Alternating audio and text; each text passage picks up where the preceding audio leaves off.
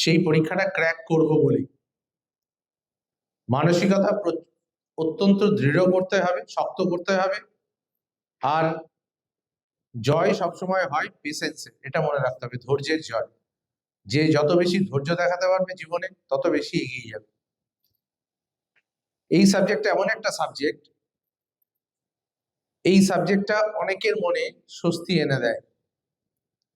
Physics, chemistry, maths class তোমরা 3টে ক্লাসই করলে, এই 3টে ক্লাস করার পরে তোমাদের মনের মধ্যে এখনো সেই অঙ্কগুলোই ঘুরছে।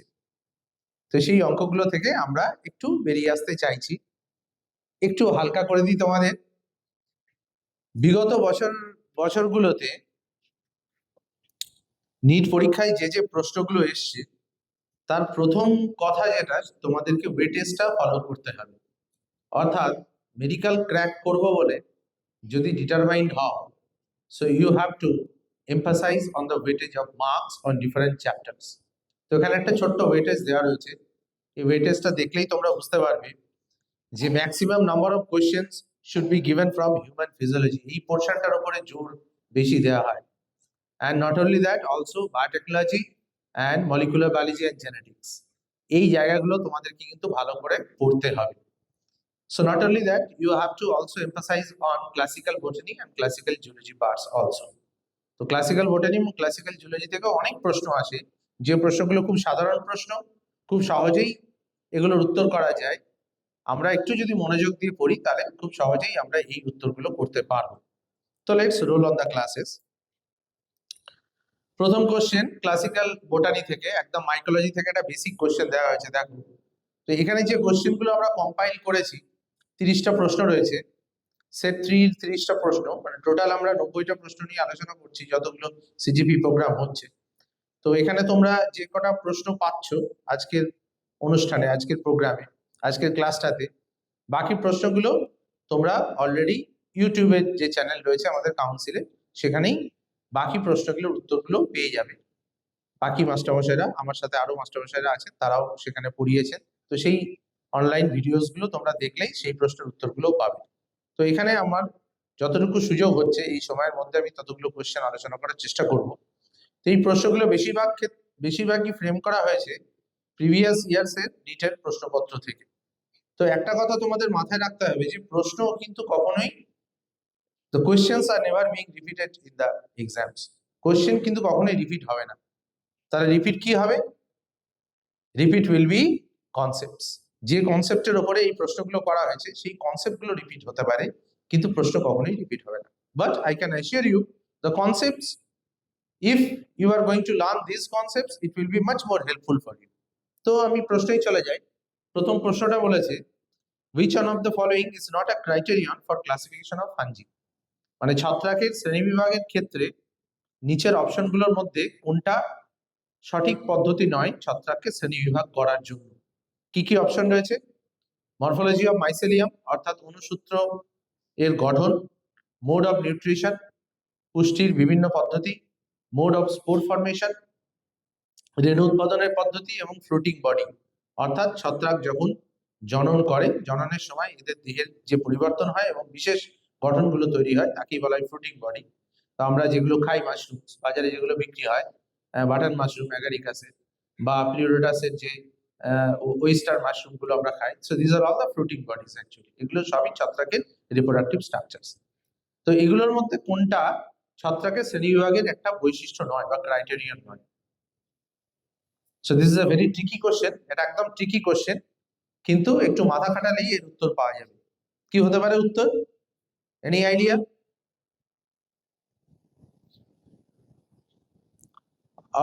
Yes, option B, B option.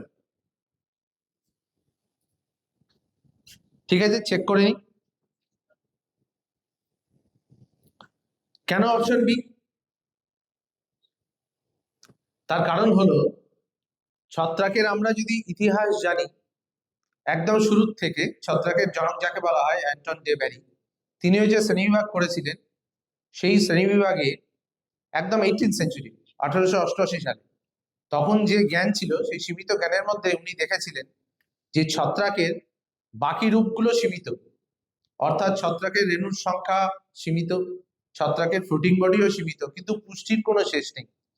একই ছত্রাক, সমস্ত ছত্রাকই হেটারোট্রপিক আমরা জানি, এরা সবই প্রত্যেকেই হলো মৃতজীবী, পরজীবী, বিভিন্ন রকমের পুষ্টি পদ্ধতি এদের, এবং এত ভ্যারিড এদের নিউট্রিশনাল কনসেপ্টস, নিউট্রিশনাল পুষ্টি পদ্ধতি এতই বেশি ডাইভার্স যে ছত্রাককে ইভেন আইসিএন, যার নাম হলো international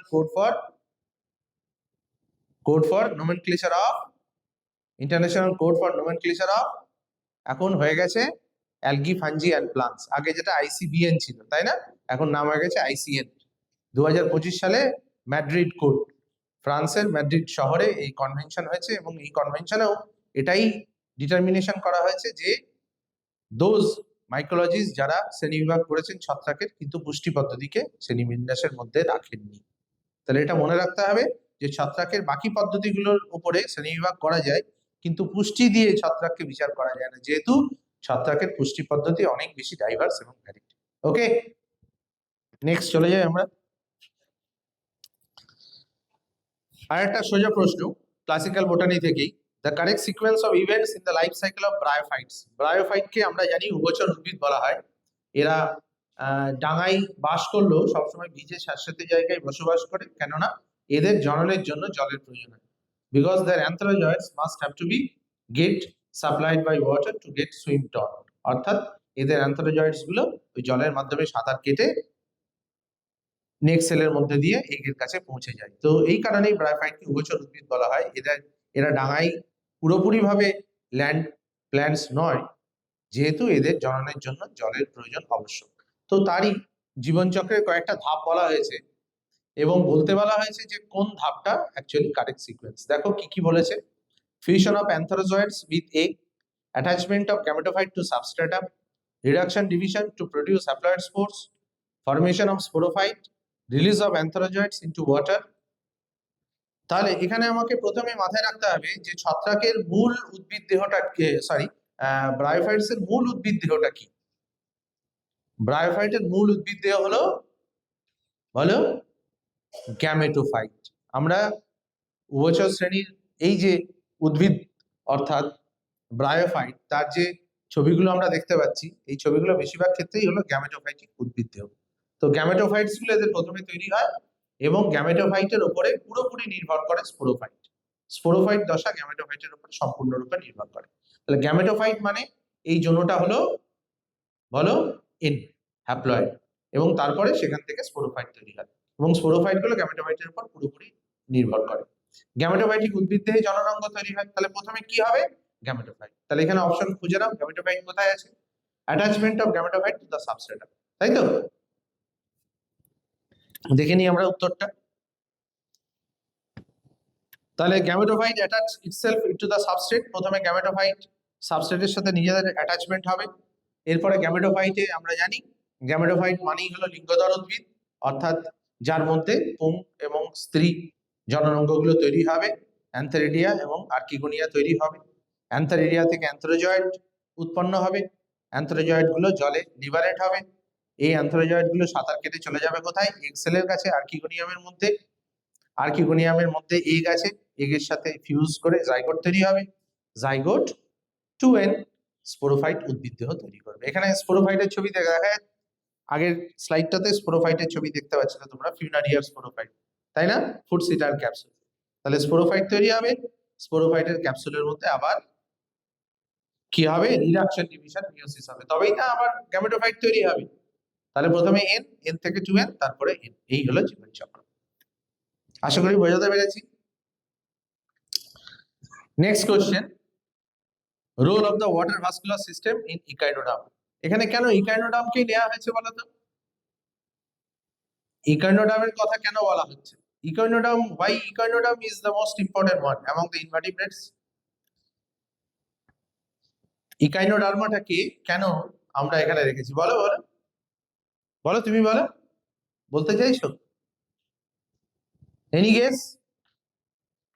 Echinoderms are placed top of the chordates, isn't it?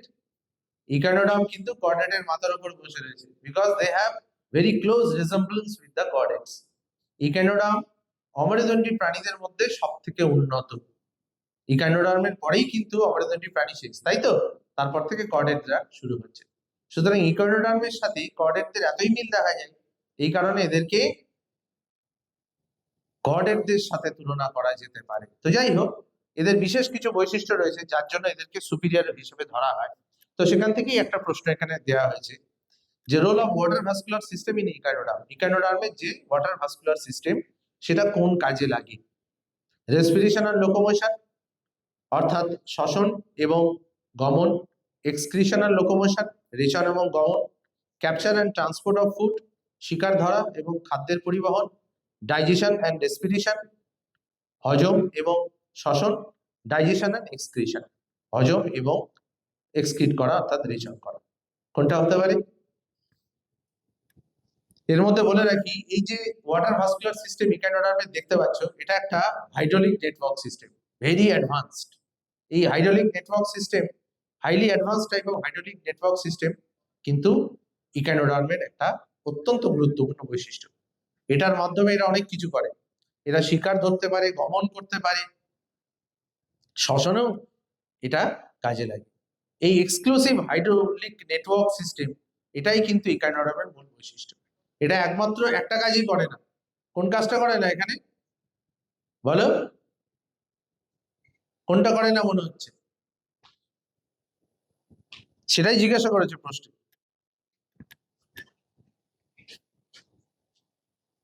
দেখে নি উত্তরটা কি বলেছে দেখো। তাহলে এর কোন দুটো কাজে কোনো বিশেষ ভূমিকা নেই? একমাত্র ডাইজেশনে কোনো ভূমিকা নেই এবং এক্সক্রিশনে এর কোনো ভূমিকা নেই। এছাড়া চলন গমনের ভূমিকা আছে, রেসপিরেশনও ভূমিকা আছে, খাবার ধরা এবং ট্রান্সপোর্টেও এর ভূমিকা আছে। তাহলে বুঝতে পারছো তোমরা, ক্লাসিক্যাল বোটানি এবং ক্লাসিক্যাল জুলজি থেকে কোশ্চেন গুলো খুব সহজ, কিন্তু ক্রিটিক্যাল থিঙ্কিং বেসড কোশ্চেন। এগুলো কিন্তু মনোযোগ দিয়ে তোমাকে ভাবতে হবে। তুমি একবারে আন্দাজে এই প্রশ্নের উত্তর তুমি দিতে পারবে না যতক্ষণ না পর্যন্ত তোমার কনসেপ্ট না ক্লিয়ার থাকবে। নেক্সট কোশ্চেনে চলে যাই আমরা। The flower in which the ovary is half inferior. আমরা জানি তিন ধরনের ওভারি হয়, তাই তো? কি কি? সুপিরিয়ার, ইনফিরিয়ার এবং হাফ ইনফিরিয়ার। সুপিরিয়ার ওভারি যে সমস্ত ফুলের থাকে সেই ফুলকে কি বলা হয় বলো? কি বলা হয়? হাইপোগাইনাস ফ্লাওয়ার, তাই তো? হাইপোগাইনাস ফ্লাওয়ার। ইনফিরিয়ার ওভারি যাদের থাকে তাদের কি বলা হয়? এপিগাইনাস ফ্লাওয়ার। আর সেমি ইনফিরিয়ার যাদের থাকে তাদের বলা হয় পেরিগাইনাস ফ্লাওয়ার। কাদের থাকে? সব থেকে কমন ফুল জবা, সুপিরিয়ার ওভারি, তাই না? ওভারি উপরে থাকে। ইনফিরিয়ার ওভারি কোথায় দেখতে পাওয়া যায়? ইনফিরিয়ার ওভারি দেখতে পাওয়া যায় যত কিউকারবিটস আছে, অর্থাৎ কুমড়ো জাতীয় যত উদ্ভিদ আছে, এদের প্রত্যেকের ওভারি হলো ইনফিরিয়ার ওভারি। আর সেমি ইনফিরিয়ার ওভারি গুলো খুব মজার, বিশেষ কিছু উদ্ভিদে দেখতে পাওয়া যায়। কোন কোন উদ্ভিদে? পিচ, প্লুম, এই সমস্ত উদ্ভিদে। বুঝতে পেরেছো? তাহলে দেখে নিই আমরা উত্তরটা। এই যে দেখো, তাহলে এখানে সুপিরিয়ার ওভারি, হিবিস্কাস মানে জবা, মাস্টার্ড, সর্ষে, ধুতরা, টমেটো, এগুলো সব সুপিরিয়ার ওভারি। ইনফিরিয়ার ওভারি কোথায়? আমি একটু আগেই বললাম, কিউকারবিটেসি পরিবারের যত উদ্ভিদ রয়েছে, যেমন শসা, লাউ, কুমড়ো, চাল কুমড়ো এবং পেয়ারা, পেয়ারাও কিন্তু ইনফিরিয়ার ওভারি। আর হাফ ইনফিরিয়ার ওভারি চেরি, রোজ, প্লুম, পিচ। প্লুম কেক খাই না আমরা ক্রিসমাসের সময়, সেই প্লুম ফল। নেক্সট কোশ্চেনে চলে যায়।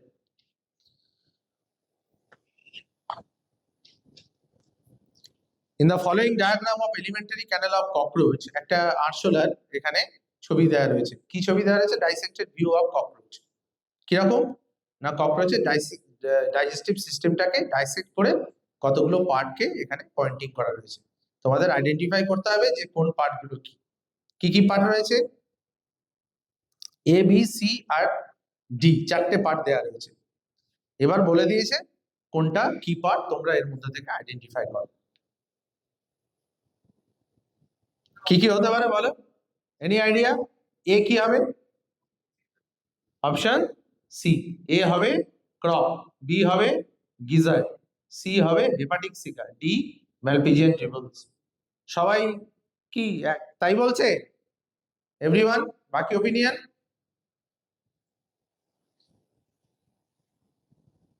ক্রপ কাকে বলে জানো? আচ্ছা, ক্রপ আরশোলা ছাড়া আর কাদের থাকে বলতে পারবে? Any idea? আরশোলা ছাড়া এই ক্রপ কথাটা আর কোথায় শুনেছি? ছোটবেলায় শুনে নিয়েছি কিন্তু আমরা, এখন মনে পড়ছে না, আমি বললেই মনে পড়বে। কাদের থাকে? দেখেওছো তোমরা অনেকেই, আমরা তো ছোটবেলায় দেখেইছি, এখনো দেখি। আমাদের ছোটবেলাতে আগে কি হতো, বাড়িতে না মুরগির মাংস ঢুকতো না। তো কি হতো, বাড়ির বাইরে একটা জায়গায় মুরগি নিয়ে এসে সেটাকে কাটা হতো, প্রসেস করা হতো। তো ছোটবেলা থেকে আমরা দেখতাম মুরগি কাটার সময় একটা থলির মতো স্ট্রাকচার বেরোয়, ওটা কাটলেই ভেতর থেকে ধান বেরিয়ে আসে, এক গাদ ধান বা যে খাবার মুরগি খায় সেগুলো বেরিয়ে আসে। তো ওই থলিটার নাম জানো? ওই থলিটার নাম হলো ক্রপ। পাখিদের দাঁত থাকে না, তাহলে এরা এত শক্ত খাবার চেবায় কি করে? এই ক্রপ হলো একটা মজার জায়গা। এখানে কি হয়, আমরা ছোটবেলায় দেখেছি আমাদের ঠাকুমারা, দিদা ঠাকুমারা এরকম পাথর দিয়ে তৈরি বড় একটা জাতি থাকতো। ওই জাতির মধ্যে না গম ডাল এসব দিয়ে এরকম ঘোরালে ওটা অটোমেটিক্যালি পাউডার হয়ে যেত। এখনকার দিনে তো মেশিনে হয় সবকিছু, তোমরা হয়তো দেখোনি, আমরা ছোটবেলায় দেখেছি জাতি, তাকে বলা হতো জাতি বা স্টোন গ্রাইন্ডার, এরকম দুটো থাকতো, এরকম ঘোরানো হতো। তাহলে ক্রপের মধ্যে এই স্টোন গ্রাইন্ডারের মতো স্ট্রাকচার থাকে, যেগুলোকে প্লেটস বলা হয়। এই প্লেটগুলো কি করে, ওই শক্ত খাবারগুলোকে গ্রাইন্ড করে, অর্থাৎ শক্ত খাবারগুলোকে গুঁড়ো করে সেগুলোকে ইজিলি ডাইজেস্টেবল ফর্মে নিয়ে আসে। তো যেহেতু পাখিদের দাঁত থাকে না বা পোকাদের দাঁত থাকে না, এদের ক্রপ কি করে, ওই খাবারগুলো জমা রাখে সাময়িকভাবে এবং সেগুলোকে গিজার্ডের মাধ্যমে, গিজার্ড অ্যাকচুয়ালি এই কাজটা করে। ক্রপ হলো জমা রাখার থলি, আর gizzard is the grinding function, performs the grinding function. তো যাই হোক, ঠিকই বলেছে উত্তর। থলির মতো অংশ হলো ক্রপ, তারপরে গিজার্ড যেটাকে প্রোভেন্ট্রিকুলাস বলা হয়, তারপরে হেপাটিক সিকা। হেপাটিক সিকা হাতের আঙুলের মতো গঠন, এরা ডাইজেস্টিভ এনজাইম সিক্রেট করে, ডাইজেশন এবং অ্যাবজর্পশনে হেল্প করে। এছাড়া ম্যালপিজিয়ান টিউবুলস আছে, ম্যালপিজিয়ান টিউবুল গুলো শরীর থেকে বিভিন্ন রকমের নাইট্রোজেন ঘটিত দূষণ পদার্থকে দূর করে।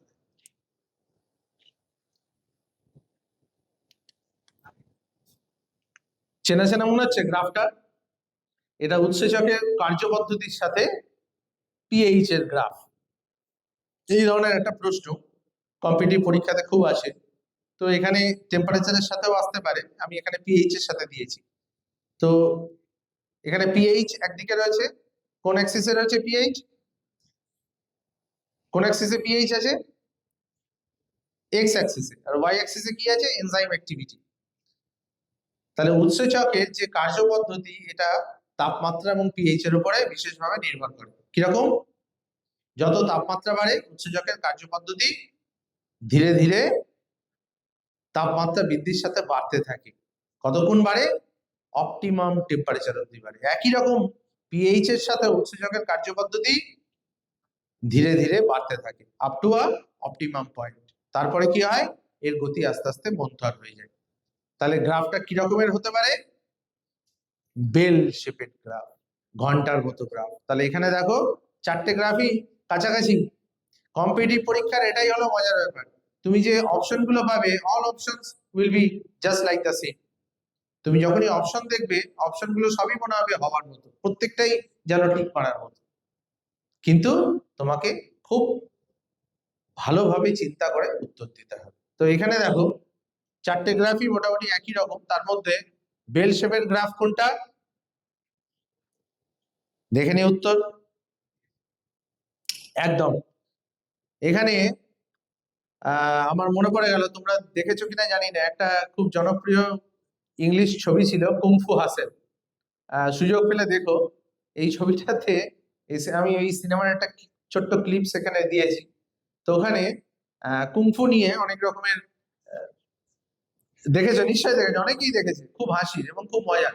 তো এখানে শেরনি কি দাহার বলে এক ধরনের কুংফু ছিল। তো এই কুংফুতে খুব জোরে চিৎকার করলে সেখান থেকে প্রচুর এনার্জি তৈরি হয়। তো এই চিৎকারটাকে বাড়ানোর জন্য ওরা একটা ঘন্টা ব্যবহার করেছিল। তো আমিও ওই ঘন্টা ছবিটা এখানে দিয়েছি ওর জন্য। তো যাই হোক, it's a bell shaped graph.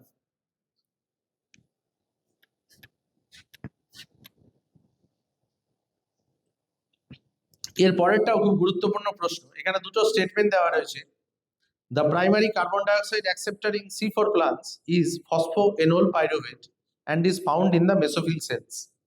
Statement 2, mesophyll cells of C4 plants lack Rubisco enzyme.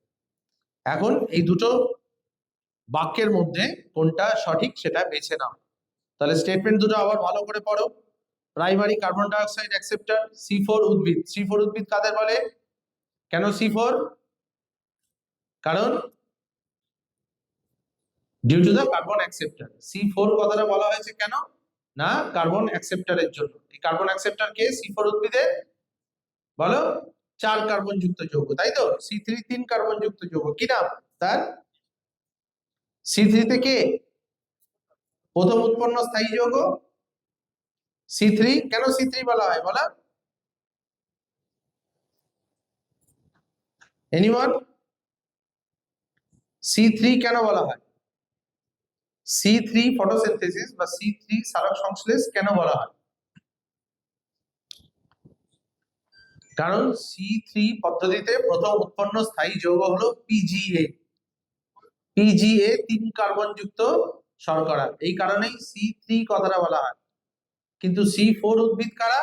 যাদের ফটোসিনথেটিক এফিসিয়েন্সি অনেক বেশি, যাদের সালোক সংশ্লেষের হার C3 উদ্ভিদের তুলনায় অনেক বেশি। কারা? বেশ কিছু উদ্ভিদ, যেমন সুগার কেন। সুগার কেন মানে হলো আখ, ভুট্টা, রাই, যব, এই সমস্ত উদ্ভিদদের সালোক সংশ্লেষ পদ্ধতি সাধারণ পদ্ধতির চেয়ে একটু আলাদা। কেন? কারণ এদের মেসোফিল কোষে ভাস্কুলার বান্ডিলে বিশেষ এক ধরনের গঠন দেখতে পাওয়া যায়, এক ধরনের বিশেষ কোষ দেখতে পাওয়া যায়, যে কোষগুলো কিরকম ছবি দিয়েছে গো? কিরকম ছবি? মানুষ যখন কোনো ব্যক্তি মারা যান তখন তাকে যে মালা পরানো হয়, দেখেছো কিরকম হয়? মালাটা দেখতে গোল মালা হয়, তাই না? তাহলে এই যে গোল আকার, এই গার্ল্যান্ড, এই যে গোল round garland, it is known as Kranz in German language. German ভাষায় এই গোল গার্ল্যান্ডটার শেপটার নাম হলো ক্রাঞ্চ। তাহলে এই কারণে এই বিশেষ ধরনের গঠন যেটা মেসোফিল কলায় C4 উদ্ভিদের দেখতে পাওয়া যায় তাকে বলা হয় ক্রাঞ্চ অ্যানাটমি। এই ক্রাঞ্চ অ্যানাটমি যে ক্রাঞ্চ কোষগুলো, এই কোষগুলোতে আরো বেশি সংখ্যক ক্লোরোপ্লাস্টিড থাকে, তাই এখানে সালোক সংশ্লেষের হার অনেক বেশি হয়।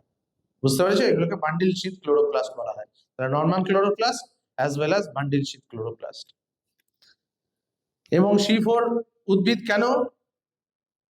কেননা এখানে প্রথম উৎপন্ন স্থায়ী যৌগ হলো ফসফোএনোল পাইরুভেট, পেপা। এটা হলো 4 কার্বন যুক্ত যৌগ, এই কারণে এটা C4। তাহলে স্টেটমেন্ট 1 এ কি বলেছে? Primary carbon dioxide acceptor phosphoenol pyruvate mesophyll কোষে পাওয়া যায়, ঠিক না ভুল? সঠিক। Second statement, mesophyll cells of C4 plants lack rubisco. C4 প্ল্যান্টে রুবিস্কোর কোনো ফাংশন আছে? Rubisco most abundant enzyme. সমস্ত C3 উদ্ভিদের রুবিস্কোর কাজই হলো সব থেকে বেশি, কিন্তু C4 উদ্ভিদের রুবিস্কোর কাজ নেই, তাই তো? তাহলে এখানে রুবিস্কো এই কাজ করে না, পেপকেজ এই কাজ করে।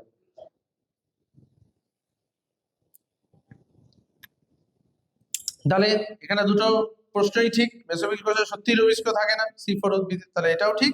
এবং primary carbon dioxide acceptor phosphoenol pyruvate.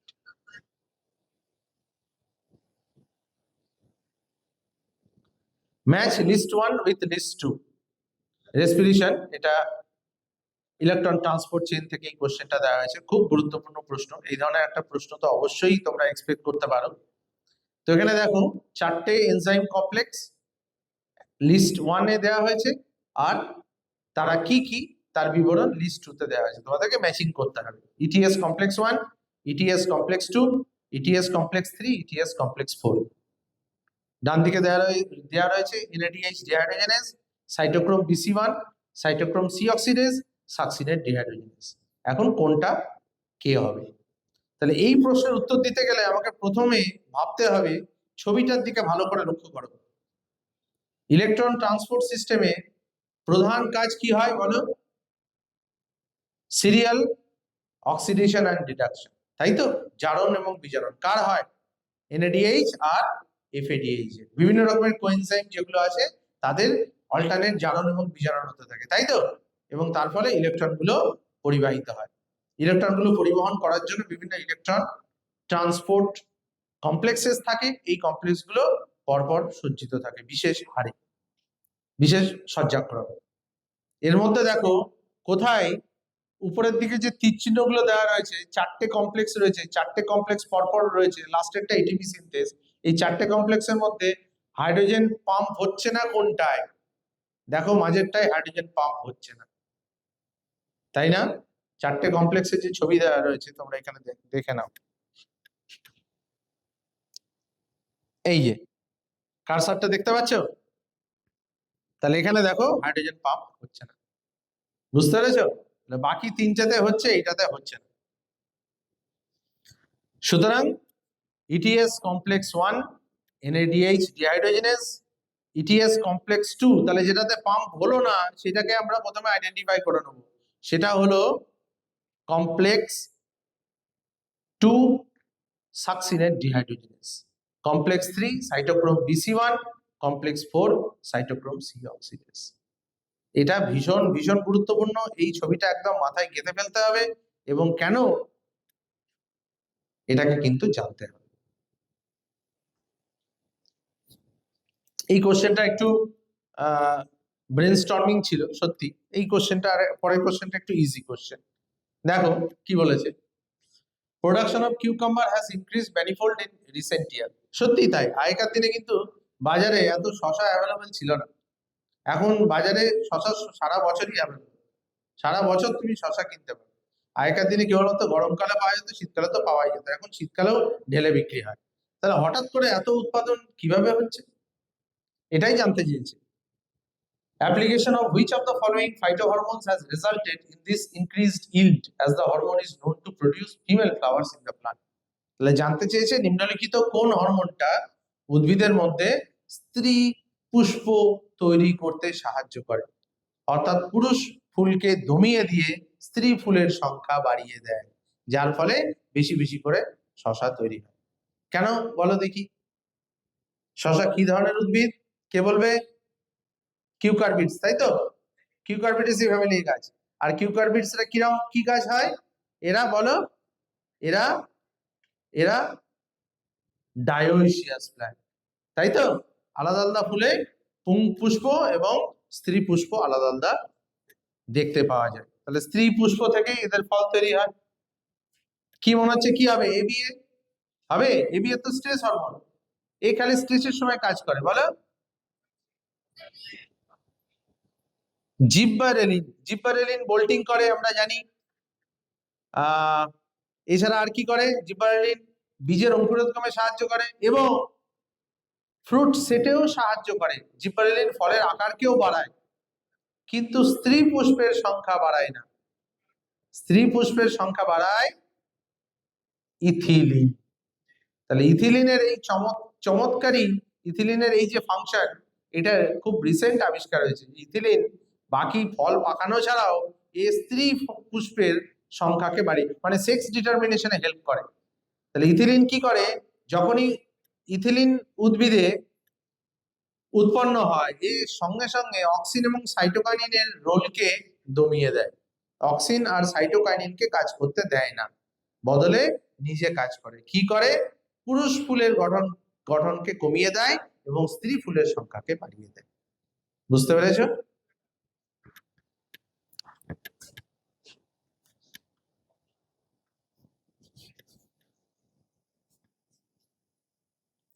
তাহলে তাই বলেছে, ethylene increases the number of female flowers and fruits in certain plants such as cucumbers.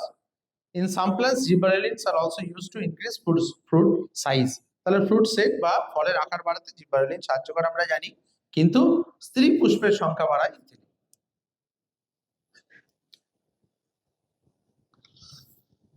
আরেকটা খুব গুরুত্বপূর্ণ প্রশ্ন, following are the stages of pathway for conduction of action potential through the heart. হার্টের মধ্যে দিয়ে অ্যাকশন পোটেনশিয়াল পরিবাহিত হয়, তার একটা ধাপ দেওয়া রয়েছে। কি কি গঠন দেওয়া রয়েছে? A, AB bundle, B Purkinje fibers, C AV node, D bundle branches, E SA node. Correct sequence of pathway জানতে হবে। তাহলে এরা সবাই হলো হৃৎপিণ্ডের জাংশনাল টিস্যু, তাই না? সংযোজী কলা বলা হয় হৃৎপিণ্ডের। এরা কি করে? হৃৎপিণ্ডকে সচল রাখতে সাহায্য করে। অর্থাৎ হৃৎপিণ্ডের যে স্বাভাবিক স্পন্দন আমরা জানি মিনিটে 70 থেকে 72 বার। এই 70 থেকে 72 বার হৃদস্পন্দন তৈরি করে হৃৎপিণ্ডের যে বিশেষ গঠনগুলো, এই গঠনগুলোকে বলা হয় বিশেষ সংযোজী কলা বা স্পেশাল জাংশনাল টিস্যুস। এই স্পেশাল জাংশনাল টিস্যুস গুলোর মধ্যে সবথেকে গুরুত্বপূর্ণ হলো SAN বা সাইনোঅ্যাট্রিয়াল নোড। এই সাইনোঅ্যাট্রিয়াল নোডকে বলা হয় ন্যাচারাল পেসমেকার। এই কি করে?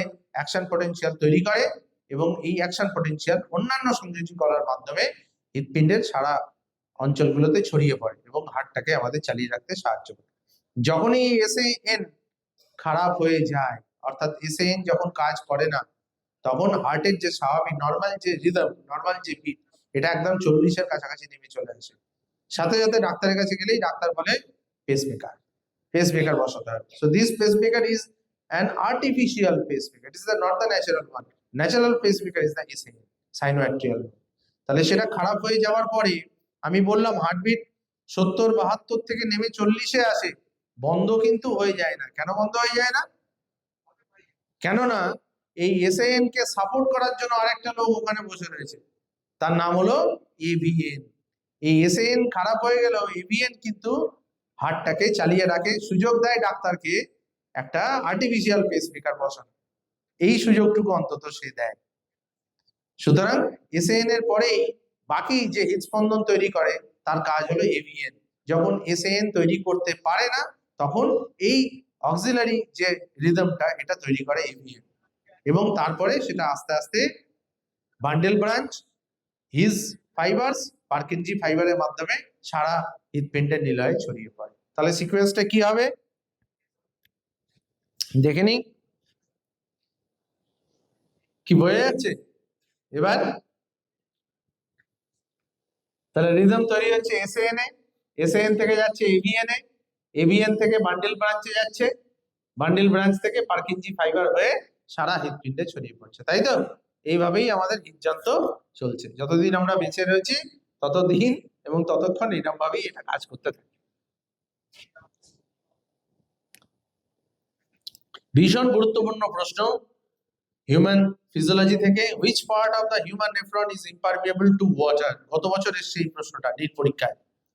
নেফ্রনের কোন অংশ জলের জন্য ইম্পারমিয়েবল, অর্থাৎ যেখান থেকে জল শোষিত হয় না? আমরা নেফ্রনের কটা অংশের কথা জানি? নেফ্রনের যে টিবিউল পার্টটা, এই টিবিউল পার্টটা কটা ভাগে বিভক্ত? মূলত 3টে ভাগে বিভক্ত। কি কি?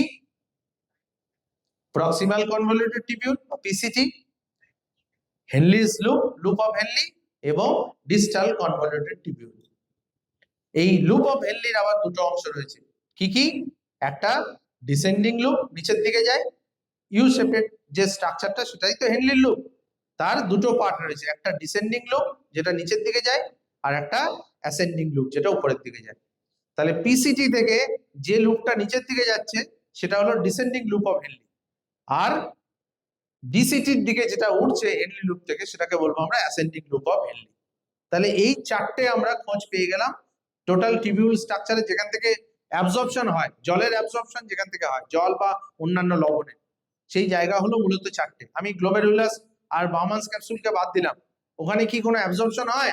হয় না, সেটা ফিল্ট্রেশনের জায়গা, তাই তো? গ্লোমেরুলাস ছাঁকনির কাজ করে, সে রক্ত থেকে বিভিন্ন রকমের রেচন পদার্থগুলোকে ছেঁকে বাউমান্স ক্যাপসুলে জমা করে। তাহলে স্টোরেজ পার্টের কাজ হলো, আর ফিল্ট্রেশনের কাজ হলো গ্লোমেরুলাসের আর বাউমান্স ক্যাপসুলের। তাহলে ওই পার্টটা বাদ দিয়ে দিলাম, তাহলে পড়ে থাকে কোনটা? Tubular part. টিবিউলার পার্টের মধ্যে চারটে অংশ, PCT, descending loop of Henle, ascending loop of Henle এবং DCT। তাহলে এই তোমাকে চিন্তা করতে হবে চারটে অংশের মধ্যেই কোনটা হবে। উত্তর কি কি এই দিয়েওছে এখানে অপশনে, দেখো তাই, PCT, DCT, ascending loop of Henle, descending loop of. এখন আমাকে মাথায় রাখতে হবে জলের শোষণের কথা বলেছে। দেখো ইম্পারমেবল টু ওয়াটার, কেন জল? Because water is a polar molecule, তাই তো? জল পোলার মলিকিউল, তো কেন পোলার মলিকিউল? জলের পার্শিয়াল পজিটিভ এবং নেগেটিভ চার্জ আছে। So that's why water is a dipole component. Water হলো ডাইপোল কম্পোনেন্ট। তাহলে যেহেতু এর পার্শিয়াল চার্জ থাকে, পজিটিভ এবং নেগেটিভ চার্জ, স্বাভাবিকভাবে জল কিন্তু প্লাজমা পর্দার মধ্যে দিয়ে যেতে পারে না। পারবে কি? পারবে না। কোনো পোলার মলিকিউল যেতে পারে না। এই কারণেই তো প্লাজমা পর্দার নাম হলো সিলেক্টিভলি পারমিয়েবল মেমব্রেন, পছন্দ মাফিক ভেদ্য পর্দা। এ সবাইকে যেতেই দেয় না। মূলত আমরা জানি প্লাজমা পর্দায় যে ট্রান্সমেমব্রেন প্রোটিন গুলো থাকে, এই ট্রান্সমেমব্রেন প্রোটিন গুলো বিভিন্ন ধরনের এদের কনফরমেশনাল চেঞ্জ হয়, যেগুলোকে বলা হয় আয়নস বা চ্যানেল প্রোটিনস বা আয়ন বা গেট প্রোটিনস। তো এই চ্যানেল প্রোটিন বা গেট প্রোটিন, ট্রান্সমেমব্রেন প্রোটিন গুলোই সাধারণত বিভিন্ন পদার্থের অণুগুলোকে যাতায়াতে চলাচলে সাহায্য করে। কিন্তু জলের ক্ষেত্রে ব্যতিক্রম আছে। জল কিন্তু স্বাভাবিকভাবে যেতে পারে না। এর জন্য একটা স্পেশাল চ্যানেলের দরকার হয়, যার নাম হলো এনি আইডিয়া? অ্যাকুয়াপোরিন। অ্যাকুয়াপোরিন চ্যানেল বলে এক ধরনের চ্যানেলস থাকে, অর্থাৎ এক ধরনের বিশেষ ট্রান্সমেমব্রেন প্রোটিন থাকে, যে প্রোটিনই কেবলমাত্র জলের মতো পোলার মলিকিউল গুলোকে তার মধ্যে দিয়ে পাস করতে দেয়। মনে রাখতে হবে, এই কিডনি টিবিউলের নেফ্রনের যে টিবিউলার পার্ট, এই টিবিউলার পার্টের সব জায়গায় অ্যাকুয়াপোরিন থাকে, একটা জায়গায় খালি থাকে না। এটা যদি তোমার মাথায় থেকে যায়, এই প্রশ্নের উত্তর চিরদিন কোনোদিন ভুলবে না। এই চারটে অংশের মধ্যে একটা জায়গাতে অ্যাকুয়াপোরিন চ্যানেল নেই। তাহলে অ্যাকুয়াপোরিন চ্যানেল না থাকলে কি হবে? জলের অ্যাবজর্পশন হবে না। বুঝতে পেরেছ? দেখে নিই আমরা কোনটাই থাকে না।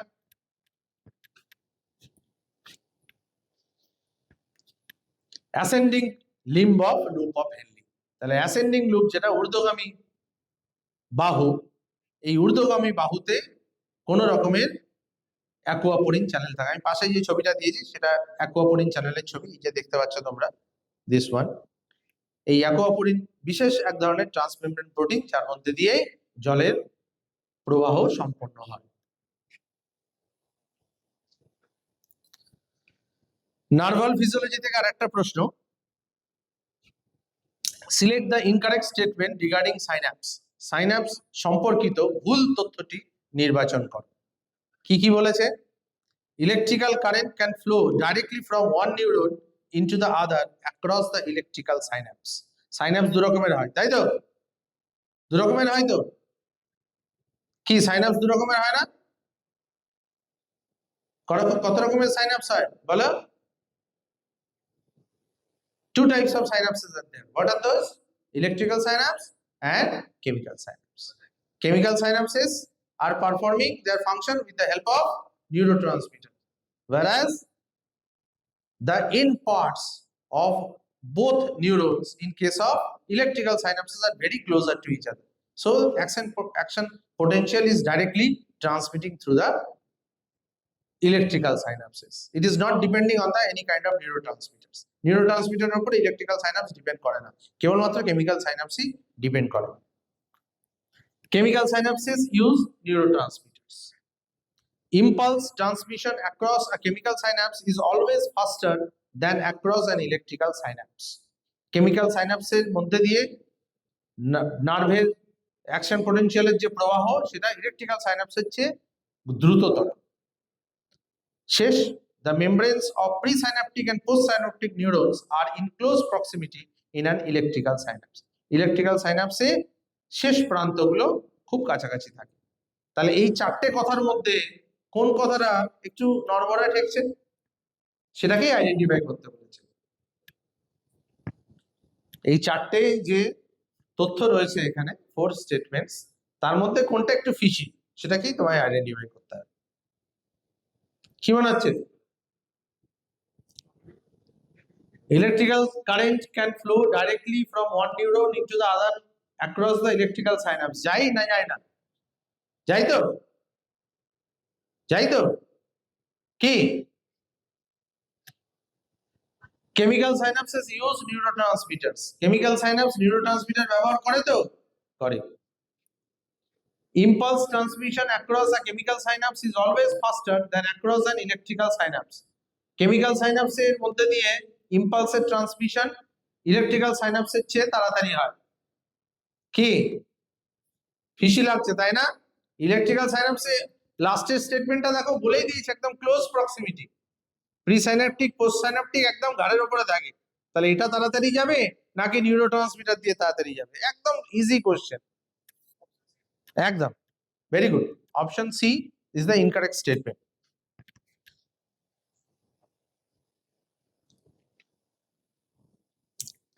আরেকটা খুব মজার প্রশ্ন, why can't insulin be given orally to diabetic patients? আমাদের অনেকেরই দেখবে বাবা মায়েরা থাইরয়েডের ওষুধ খান তো, অনেকেই আসবে এখানে, দেখো থাইরোনম বলে এরকম ছোট্ট একটা ট্যাবলেটের কৌটো আছে, সকালবেলায় ঘুম থেকে উঠে ওটা চা খাওয়ার আগেই জল দিয়ে খেয়ে নেয়, ছোট্ট ট্যাবলেট। তো বেশিরভাগই হরমোনাল ট্যাবলেটস গুলো সব আমরা মুখ দিয়েই খাই, কিন্তু ইনসুলিনের বেলায় এর ব্যতিক্রম। ইনসুলিন কিন্তু চামড়ার নিচে দিতে হয়, হাইপোডার্মাল। কেন? মুখ দিয়ে দিলে কি ক্ষতি হতো সেটাই জানতে চেয়েছি।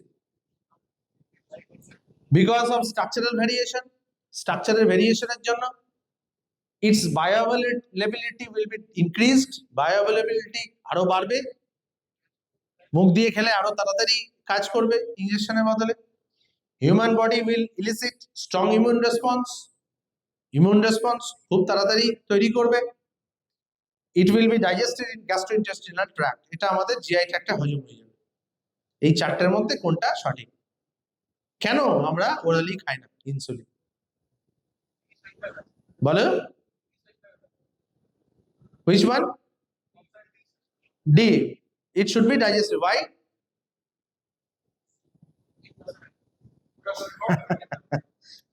You have to be the reason.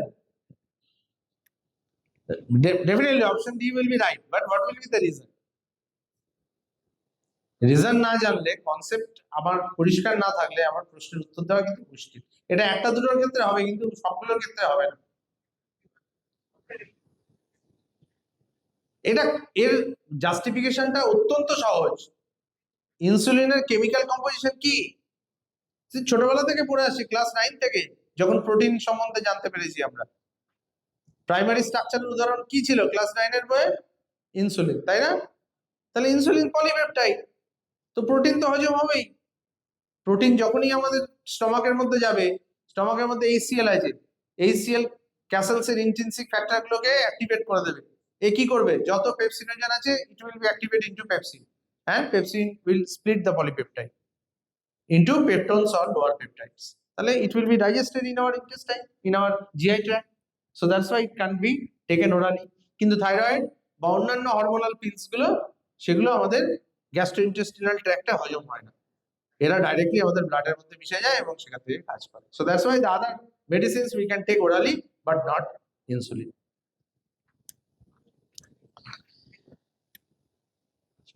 মনে রাখতে হবে, এই ইনসুলিন আবিষ্কার হয়েছিল বলেই পৃথিবীতে কিন্তু সব থেকে বেশি পৃথিবীতে কোন রোগে আক্রান্ত জানো মানুষ?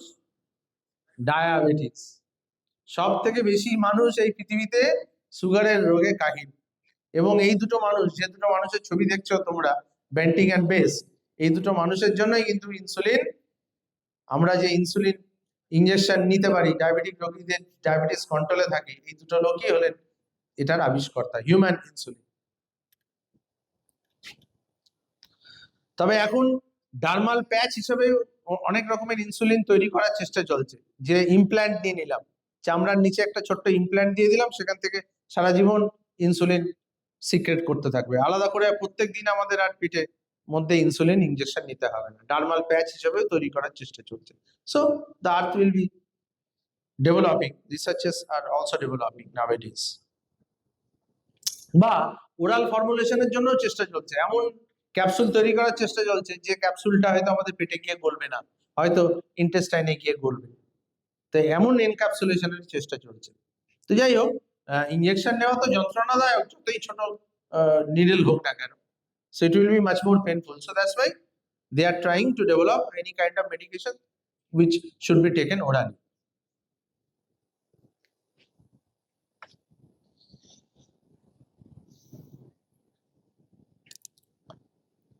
The cleavage divisions, দুটো প্রশ্ন এখানে রয়েছে।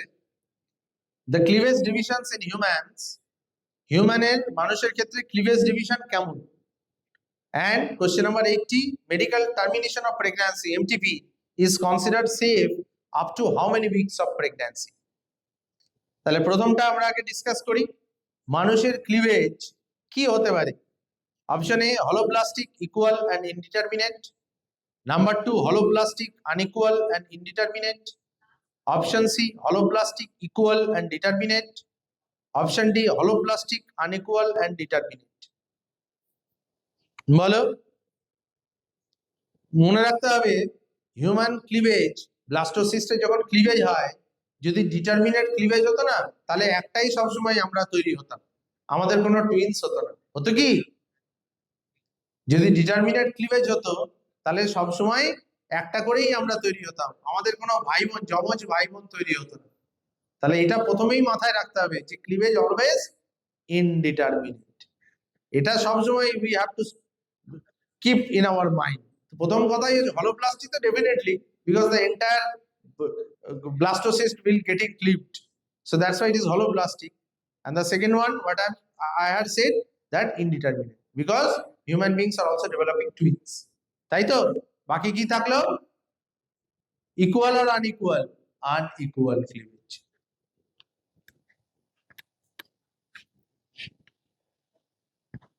holoblastic, unequal and indeterminate. And the second one, আগে 16 উইকস পর্যন্ত, 20 উইকস পর্যন্ত আগে ভ্যালিড ছিল। আগে এমটিপি 20 to 24 উইকস অবধি ভ্যালিড ছিল, কিন্তু যত বেশি দেরি হবে, it will be risk for the mother. So that's why, to give comfort to the mothers, Indian Penal Code or the laws of India, ভারতের আইন এরকম ভাবে তৈরি করা হয়েছে যে up to 12 weeks it will be safest for termination of pregnancy। এবং এটাও আইন হয়ে গেছে যে এখন medical termination of pregnancy or MTP is legalized, and only permission should be given from the mothers. Understood? তাহলে এখন কেবলমাত্র মায়ের সম্মতিই যথেষ্ট, আর কারো সম্মতির প্রয়োজন নেই। It has been legalized by the government of India.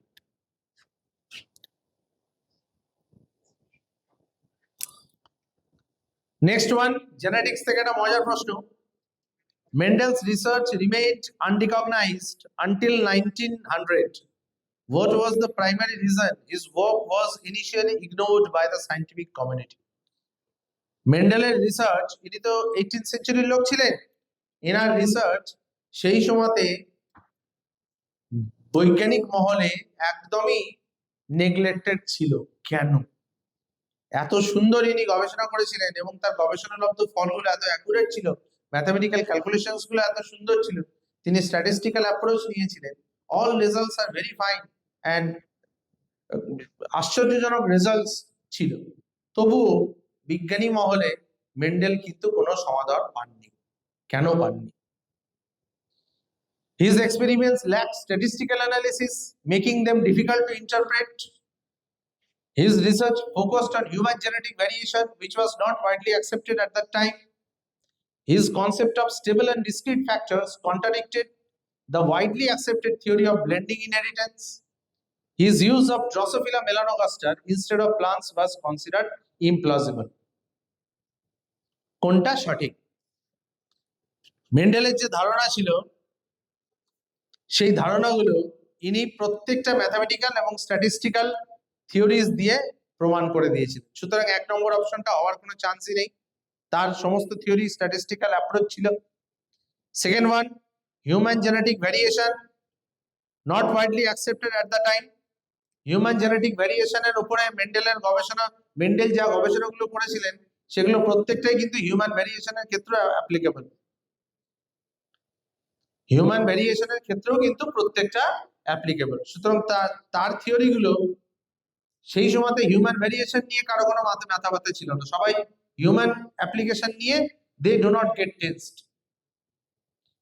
His concept of stable and discrete factors contradicted the widely accepted theory of blending inheritance. তখনকার দিনে মানুষের মধ্যে ধারণা ছিল, তখন কিন্তু কেউ মেন্ডেলিয়ান ফ্যাক্টরস এর কথা জানতেন না, সবাই ব্লেন্ডিং ইনহেরিটেন্স বলতেন, যে পুত্র সন্তান বা কন্যা সন্তান মানে মায়ের ক্যারেক্টার বাবার ক্যারেক্টার দুজনেই পেয়েছে, তার মানে কি ব্লেন্ডিং অফ ইনহেরিটেড ক্যারেক্টারস।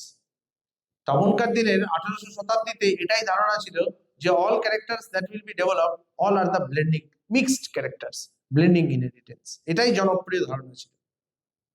আর মেন্ডেলের তো ড্রসোফিলার উপর কাজের প্রশ্নই ওঠে না। ড্রসোফিলার কাজ 19th সেঞ্চুরিতে টমাস মর্গ্যান করেছে, নোবেল পুরস্কার পেয়েছে, তাই তো? তাহলে ব্লেন্ডিং ইনহেরিটেন্সের থিওরিটাতেই তিনি ধাক্কা মেরেছিলেন, আর সেই ধাক্কাটাই তখনকার দিনের বিজ্ঞানীরা মেনে নিতে পারেননি, কারণ সবাই তখন ভাবতেন যে ব্লেন্ডিং ইনহেরিটেন্সটাই সঠিক মতবাদ। যেহেতু মেন্ডেল বললেন যে না, নির্দিষ্ট কিছু ফ্যাক্টর আলাদা আলাদাভাবে সেগ্রিগেট করে এবং সেগ্রিগেশনের পরে সমস্ত রকমের কম্বিনেশনে এরা একত্রিত হয়, এটাই কিন্তু তখনকার দিনের বিজ্ঞানীরা মেনে নিতে পারেননি। তারা বলেছিলেন এ ভুলভাল কথা বলছে, এর কথার কোনো যুক্তি নেই। এই কারণেই মেন্ডেল সেই সময়ে সফল হতে পারে।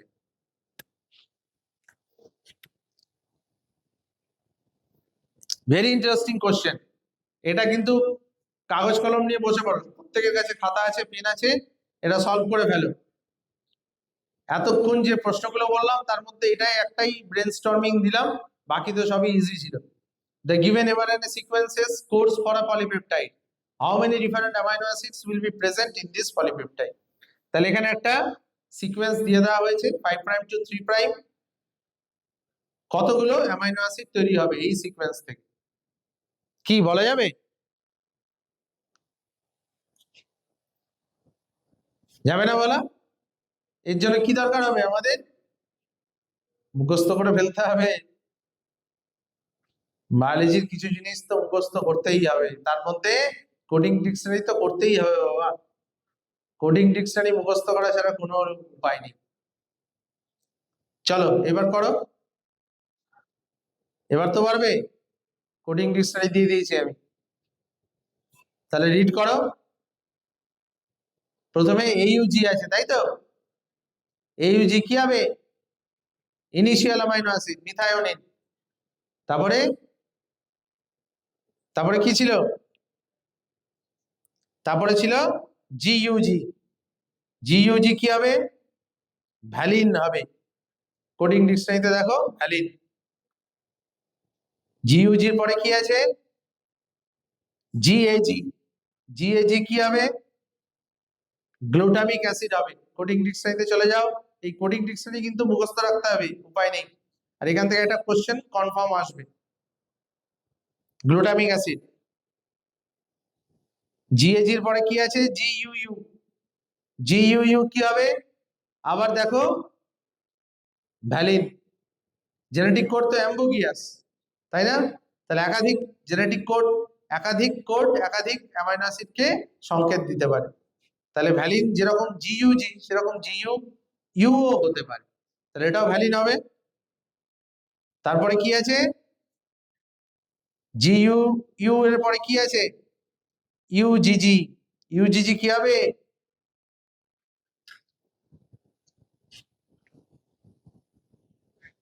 ইউজিজি ট্রিপ্টোফান। আবার কোডিং ডিকশনারিতে চলে যাও, ইউজিজি হলো ট্রিপ্টোফান।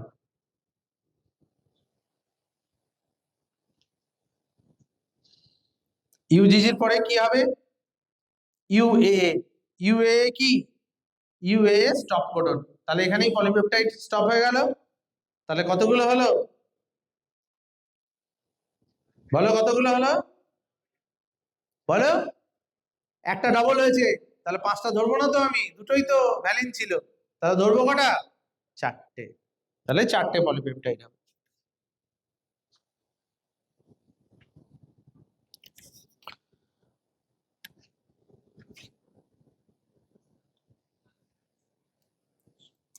লাস্ট কোশ্চেন, দুটো কোশ্চেন আছে এখানে। The anticoagulant hirudin is produced from transgenic brassica napa seeds. কোশ্চেনটা চলে যাই আমি।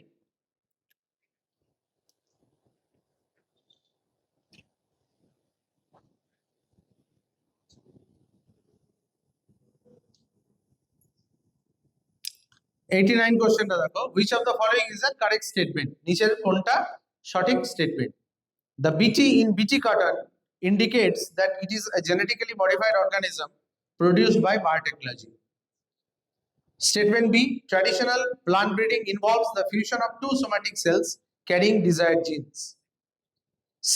The anticoagulant hirudin is produced from transgenic Brassica napus seeds. D. Golden rice is a transgenic variety of rice rich in vitamin E. নিচের তথ্যগুলোর মধ্যে কোনটা সঠিক? প্রথম তথ্য কি? বিটি। বিটি কাকে ইন্ডিকেট করে? বিটি কাকে ইন্ডিকেট করে? ব্যাসিলাস থুরিনজিয়েন্সিস কে করে, তাই তো? Traditional plant breeding involves the fusion of two somatic cells carrying desired gene. নয়, প্রথমে তো আমরা এটা হচ্ছে pure line selection. Pure line সিলেকশনে আগে সংখ্যা বাড়ানো হয়, তারপরে তো প্রোটোপ্লাস্টের ফিউশন আসে। তাহলে এটাও ঠিক না। গোল্ডেন রাইস ট্রান্সজেনিক ভ্যারাইটি কার? বায়োফর্টিফাইড। কার জন্য? Due to the presence of vitamin A. Vitamin এর ফর্টিফিকেশন করা, ই নয়। তাহলে এটাও ভুল। তাহলে সঠিক কোনটা? হিরোডিন তৈরি করা হয় ট্রান্সজেনিক ব্রাসিকা ন্যাপাস থেকে, সর্ষের মতো এক ধরনের উদ্ভিদ থেকে ট্রান্সজেনিক প্লান্ট তৈরি করা। ঠিক আছে, থ্যাংক ইউ। তাহলে আমরা যে প্রশ্নগুলো আলোচনা করলাম, এই প্রশ্নগুলো এগুলোই পরীক্ষায় আসবে না, এই ধরনেরই প্রশ্ন কিন্তু পরীক্ষাতে পড়বে। সুতরাং এইগুলো ভালো করে তোমাদেরকে প্র্যাকটিস করতে হবে। The same type of the prototype questions will be given in your future exams, competitive exams. তাহলে এই কোশ্চেনগুলোর মধ্যে কিছু কোশ্চেন সহজ ছিল, কিছু কোশ্চেন ব্রেনস্টর্মিং ছিল। So you have to go with that. Okay, thank you everybody.